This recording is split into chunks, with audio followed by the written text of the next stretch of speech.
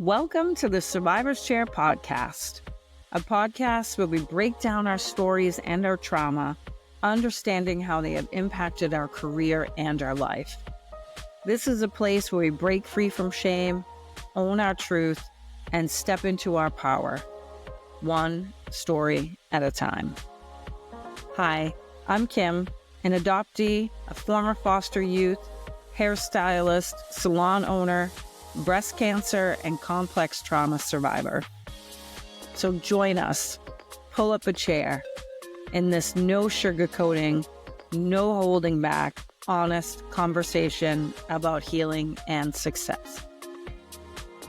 Hello, my friends, and welcome back to the Survivor's Chair podcast, episode 26. We've officially made it beyond the average podcast, which is 9 episodes. So I think we're doing pretty good. Today, I'm going to talk about something that I'm still sitting in. And this podcast will always be just real and raw and, things that are challenging for me. It's never going to be sugar-coated, as we know. I am not on the other side of this dilemma or situation. Is it really even a dilemma or situation? To be determined, right? I want to talk about what happens when we start to outgrow survival mode, right? And what does that look like? And my experience, even though I'm just coming to realize that's what's happening, is that pretty uncomfortable. It's kind of disorientating, confusing. I don't really know what to do with that. But the truth is, what keeps popping up for me a lot of the times is, how did I do all that? How did I manage? And why don't I want to do any of it now? Before coming to this conclusion and realizing that I was breaking out of the survival mode that I've been in my whole entire life, I was like, oh my gosh, I'm so unmotivated. I'm so lazy. I'm stuck. I'm trapped. I don't know what to do and what comes next. And I have to have it all figured out. And no, that's not the case. I don't have to have it figured out. And it's like I said in one of my previous podcasts, it's getting comfortable with rest and getting comfortable with slowing down, which I'm not. But at the same time, I am not motivated to operate the way I did before. And I will not operate how I did before. And I do feel that there's a lot of women my age that are struggling with this for multiple different reasons. Your house is quieter. Your kids aren't home. Maybe you were taking care of your parents and they passed away, or things have changed and you've got more time and you have more time to think, and you're thinking, gosh, I just can't do anything. I can't get out of my own way. I just want to tell you, you're not alone. There's a lot of women out there that are still on that hamster wheel and they don't have the luxury of getting off and trying to sort it out. And I'm not going to say that cancer was a luxury, but it definitely gave me the pause that I needed to try to sort out this next chapter of my life, which I don't have sorted out. There's a lot of women just going through all of the motions, and I don't know how I did it, because I could not do it today. And I think about how I ran on adrenaline, and my lack of sleep, which I've talked about, was like a badge of honor. Like, look at me, I only need a few hours of sleep and I can work 12, 14 hours a day. And it wasn't just the physical work behind the chair, running my business, had employees, had my mother, but I was also caring for 2 homes. Like, I can't even seem to get one of them cleaned. There's just so much that I managed, and I don't know how I did that. And I'm getting a lot of messages from people, mostly women, that are resonating with what I'm talking about. They're in that same kind of spot where they're done. They're done doing what they've been doing for years. They don't want to do it anymore, but they don't know what's next. And I think it's important to not have to have the answers of what's next, and really taking the time to find what fills you, what brings you happiness. And that's been challenging because for me, my business brought me joy. So I thought, but it really didn't the last 10 years. And now that I look back at it, I'm not quite sure what part of it did bring me joy. There was a few parts. I loved training new hairstylists, fresh out of school students. I loved that. And I loved my clients and the clients that came into the salon. But aside from that, I didn't like anything else that came with it.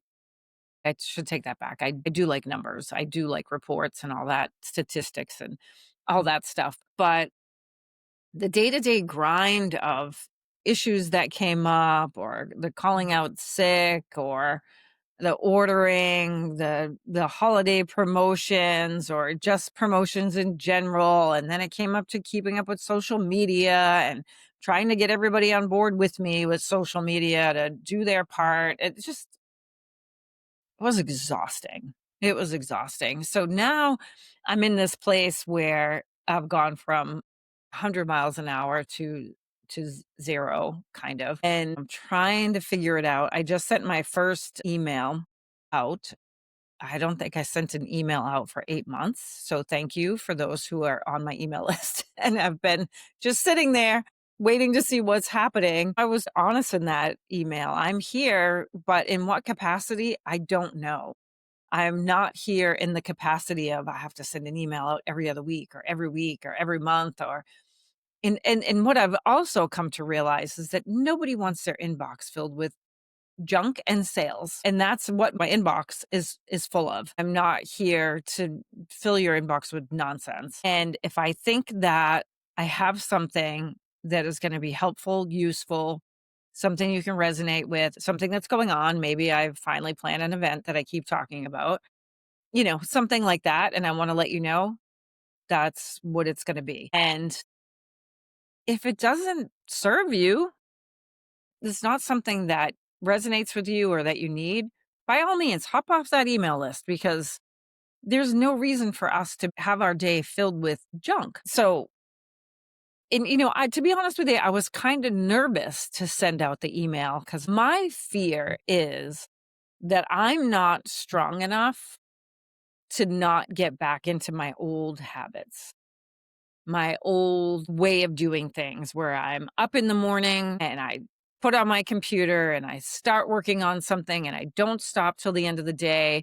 And I really don't take time for myself. And I had lived with this fear that that busyness is going to consume me and I won't know how to stop again.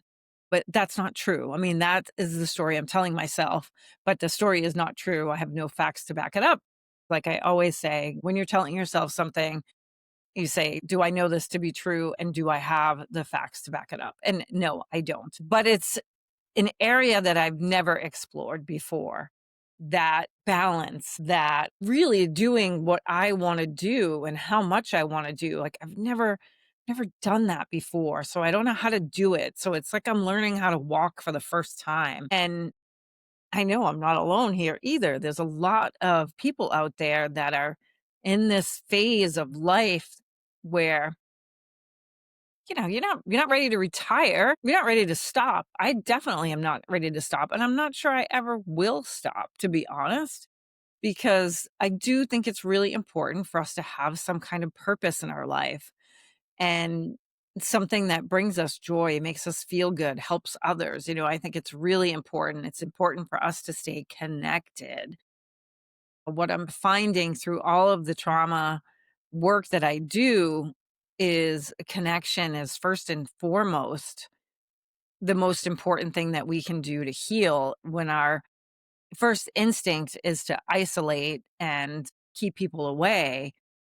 But connection is so important. And they talk about when 9/11 happened and when everybody was banding together and helping each other, those people actually had less of a trauma response than the people who didn't get in the community and help and isolated themselves and lived in fear. And I do really believe that's true. But at the same time, I do understand the power of quiet.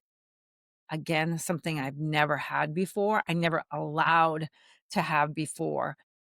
And it can get really really uncomfortable because when you're quiet, you have time to think and you have time to kind of purge all those things that you've been stuffing for so long. And the flip side of that is you want to avoid that at all costs, which is what you've been doing your whole life, or what I've been doing because I've been in this survival mode.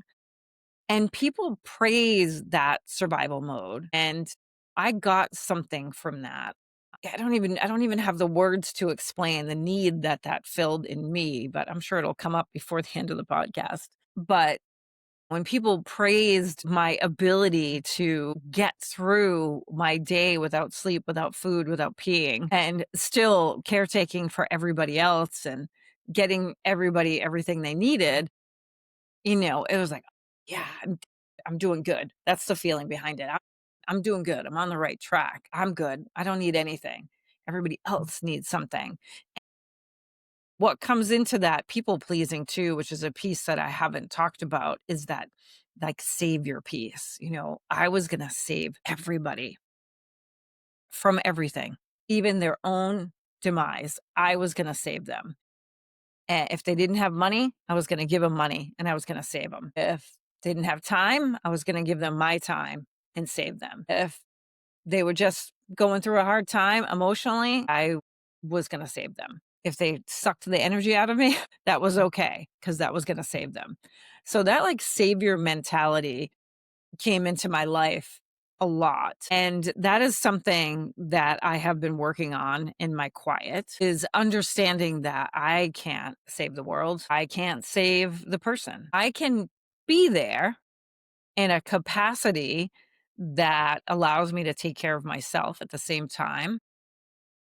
But I don't have to be the end all do all for somebody and save them, which is what I thought my whole life. I'm going to hire that kid from school who's struggling, having issues, and I am going to bring them in and I am going to save them.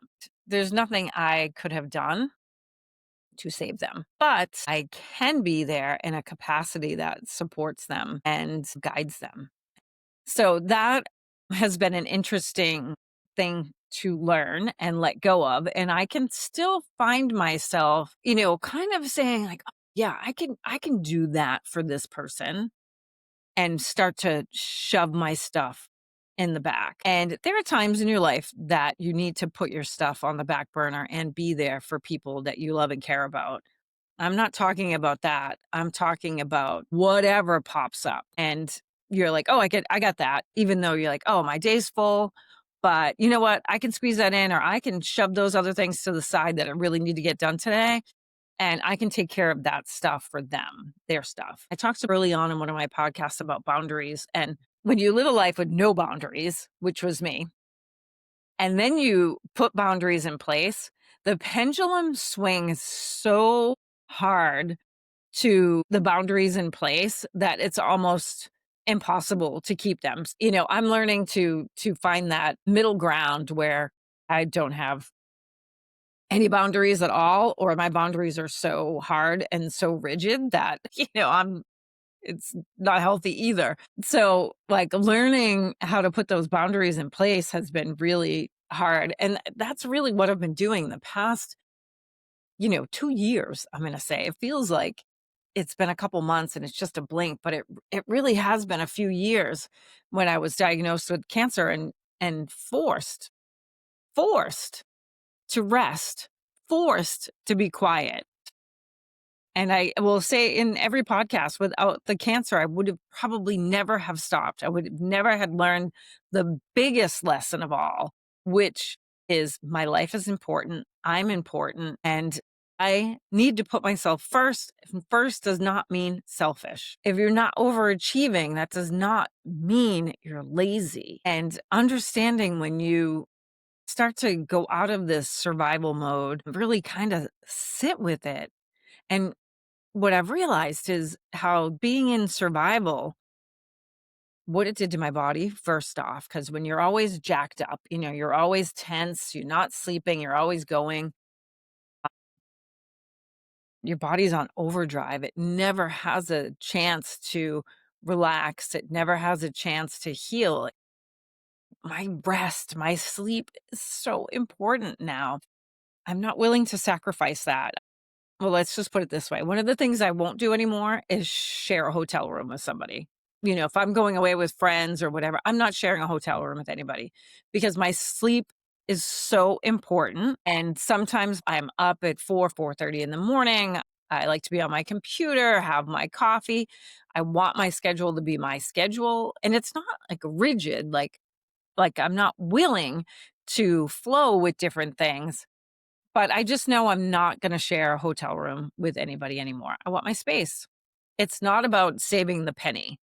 It's about saving my peace. That's what my life has come down to at this point. I'm not willing to stay out till midnight or 2 o'clock in the morning anymore. Ew. I wanna be in bed at oh my gosh, if I could go to bed at 8 o'clock, I would, but then I would probably be up at 3 o'clock, which, that doesn't excite me either. The other thing that has changed in my life too that I haven't talked about a lot is drinking. And I think it's probably time to touch on that. And it could be a podcast on its own. I've met a few people that have chose to stop drinking, but not a lot of people who have made the choice to stop drinking. I have a lot of people that I know that have stopped drinking because they are alcoholics and had to stop drinking. But mine was a choice. And what I'm finding now with that is how much it ran my life, how involved it was in my daily life. And when you remove that, it changes things. It changes relationships with people. It changes the things you wanna do, and I don't mind it. I don't mind not drinking at all. I actually feel good. I know I'm doing my body well because I know it's one of the number 1 causes of cancer. It increases your risk of recurrence for breast cancer. I forget how much, but it's high, and I just don't want any part of that. And if that's the one thing that majorly that I've changed to better my body, it's not drinking. I mean, my eating is better too, but I still have my ice cream. I still have a pizza. That isn't hardcore.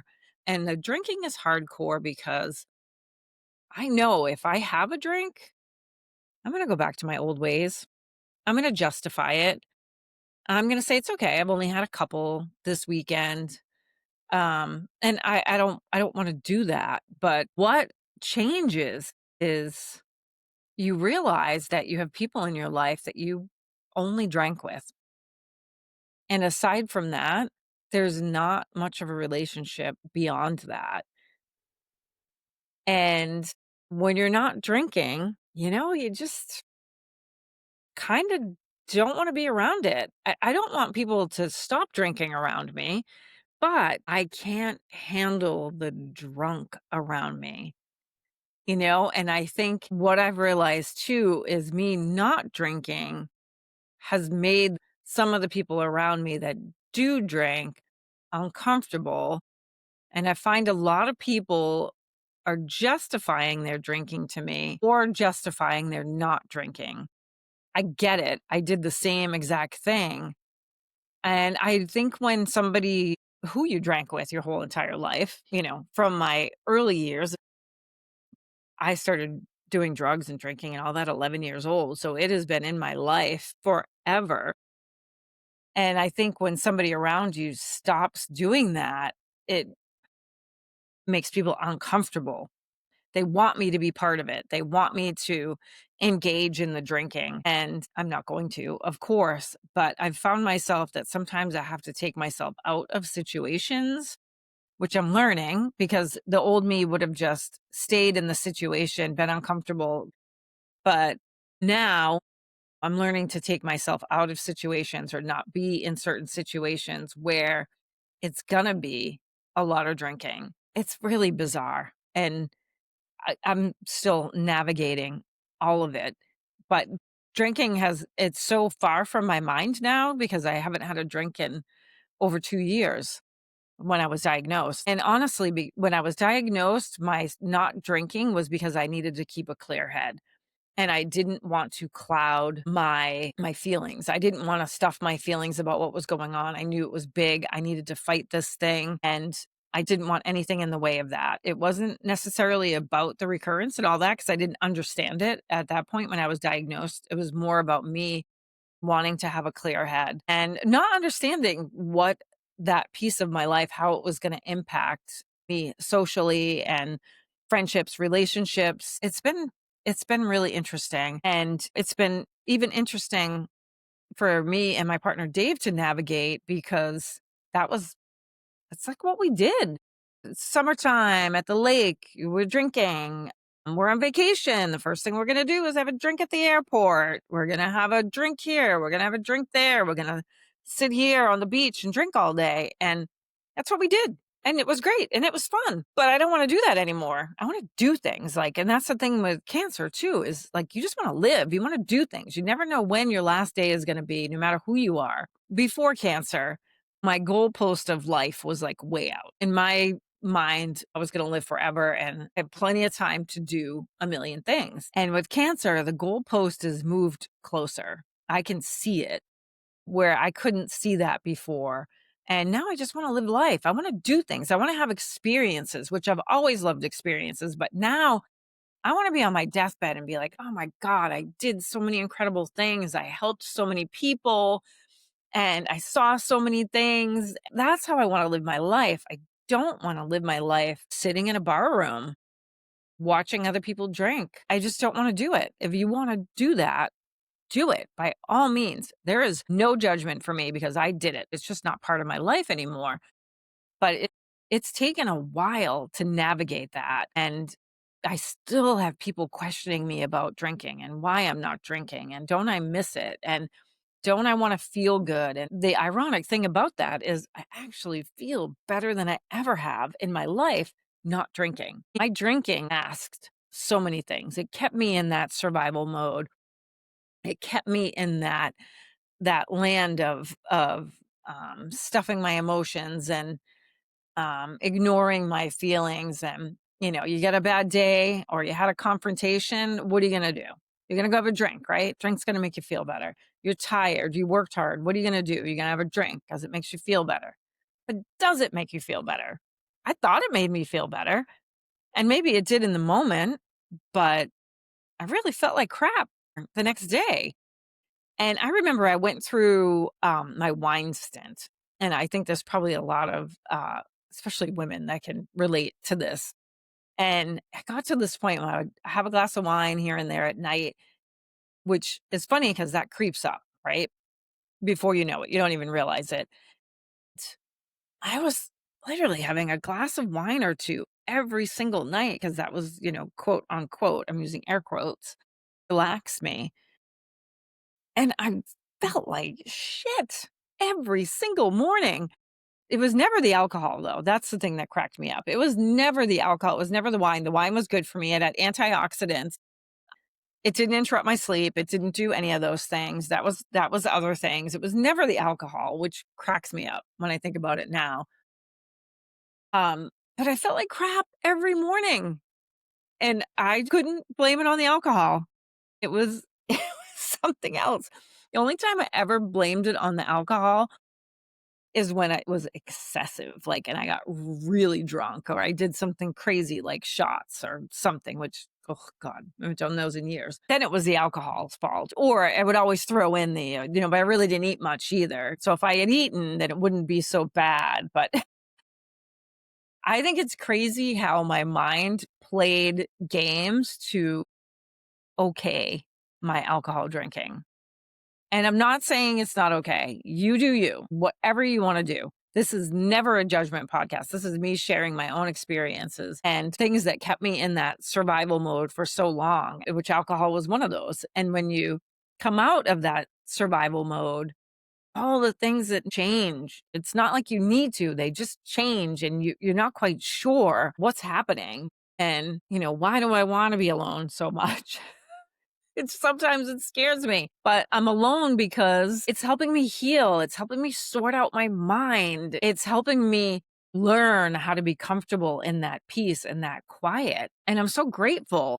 to have the time to be able to do that. Like I said in the beginning, there's so many women that's still on that hamster wheel of working, taking care of the kids, taking care of the house, taking care of parents, and they're sitting down at night and they're having that glass or two of wine because my gosh, if they didn't have it, they'd never come down from their day, right? And I get it. I get it. Get it. I don't know how I did it all. I have no idea how I did it all. And I find myself questioning that a lot. How did I do it all? And why did I do it all? Why? What was I looking for? What was I hoping to get out of my behaviors? If you go back and we talk about the podcast, I forget what number it was when we talk about trauma behaviors and why they're there. Now I'm sifting through those behaviors and learning more about myself and why they're there. And there's just things I don't need in my life anymore to help me cope or help me deal or de-stress me or whatever. And one of those things is alcohol. Ice cream is still there. Will always be there. I think ice cream is a gene I have. It's in my family. None of us can go without ice cream. But I mean, realistically, there's other things that I find were my coping mechanism was obviously food, like a lot of us. Food is rewards for me. Like, um, I did good this week eating, right? I better go get myself a giant ice cream because I did so good. And I'm learning that I don't need to do that anymore either. I don't need the reward for being good. My choices are my choices for the day, and that's that, whatever they may be. And if that's an ice cream, that's an ice cream. If it's not, it's not.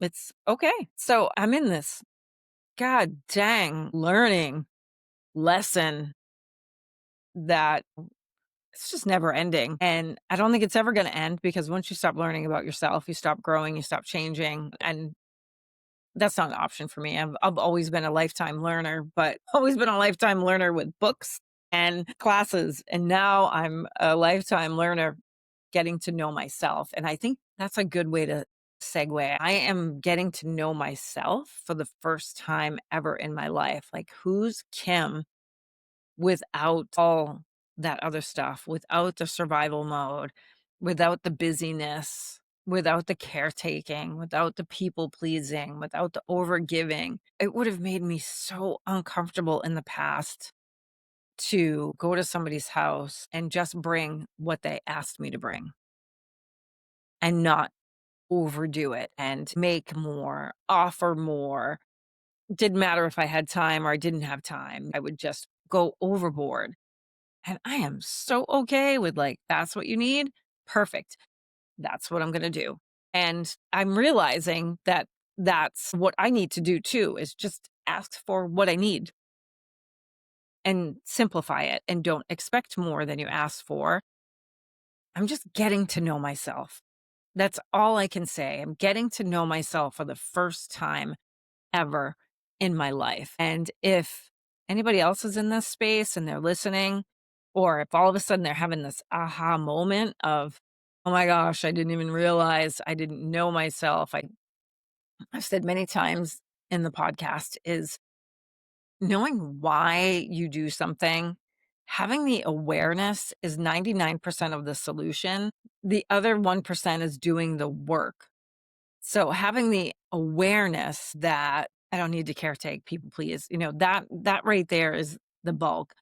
And then the other 1% is me learning how to implement that stuff, learning how to have boundaries that aren't extreme, learning how to feel good about my choices in life without feeling like I have to justify it, and I know when it comes to the drinking and when people question me about my drinking, it's not about me. It's not about me, it's not about my choices, it's about them. It's about, um, what they're going through, whatever challenge that is, you know, and that's fine. Again, like I said, there is 0 judgment. I have been there, I drank the wine every night, I because it was giving me antioxidants. It makes me laugh when I think about it now. We can look at things however we want. We can justify in our mind anything, anything. We can tell ourselves that the pizza has cheese and it's protein, and that's why we're having pizza.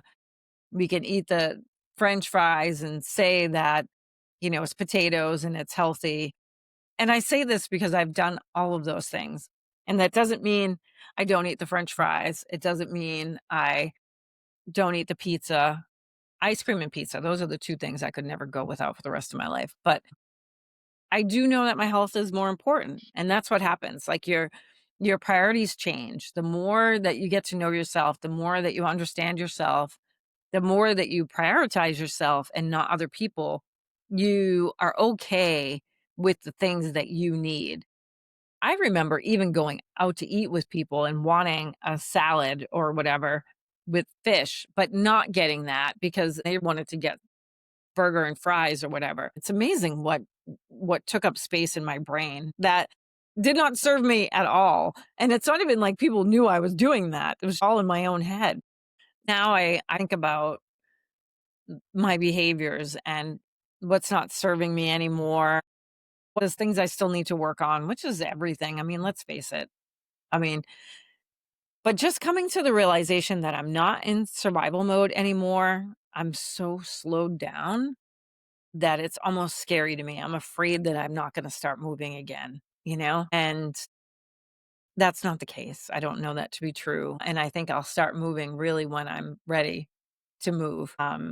And I've prioritized a few things in my life too, as far as working on my book, which the more I get to know myself, the deeper that book gets, and I do think it's gonna be a great book. I've prioritized a class that I'm taking, which is somatic energy healing with Dr. John Amaral. I've had workshops with him that were unbelievable, very moving. And that class is about basically having trapped trauma, trapped energy in our body that has not been released, that can manifest itself in pain, joint pain, inflammation, sickness, all of those things. And when we can fully release that emotion or that experience from our body, we can then start to heal. So I'll have more to come on that. What I love about him is that he brings in science, he brings in physics, he brings in things that don't make sense. This is their first beta class he's ever had, and I am so honored to be part of it, and, we'll see where that goes. So I've prioritized a few things along with my rest, along with my quiet, and, what I don't want you to take away from this is that I am in any way, shape, or form perfect or have it figured out, because I do not have it figured out. There is no such thing as perfection in my world. Everybody starts not knowing, so there's nothing you could be perfect at. So I am on this ride. I am sharing it with you. I'm sharing my experiences. If you're listening, you could be ahead of me and you could be just learning about yourself. You could be somebody that knows themselves inside and out. If you are, I can't wait to get to that point. Do I ever get to that point? I don't know.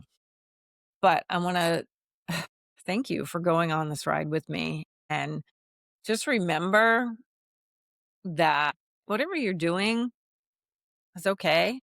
And you're exactly where you're supposed to be. That has been another challenging thing for me to accept is I'm where I'm supposed to be right now. I'm doing what I'm supposed to be doing. And the discomfort comes from thinking I should be doing more and go back to a lifestyle that I had before. And that's not the truth. That's not what I need to be doing. I'm exactly where I am. And I truly believe that we're all exactly where we're supposed to be. And when I was in the throes of survival mode and drinking and eating and working and not sleeping and all that, that's where I needed to be so I could get to the point that I'm at now. So, anyways, that's it for today. And again, I want to thank you for being here. Thank you for being on this ride with me. And please reach out anytime, social, email, if you felt compelled to download an episode and rate it, review it, share it with somebody that you think might feel stuck, but I don't think we're stuck. It's not a stuck. It's outgrowing who we were It's shedding the old skin, or however you want to look at it. But share it with somebody that you think might need it. And when you do that, it helps us get the podcast to more people, gives it more exposure on the platforms. So I want to thank you for being here. Thank you for supporting me as always. And I will see you next time in the Survivor's Chair.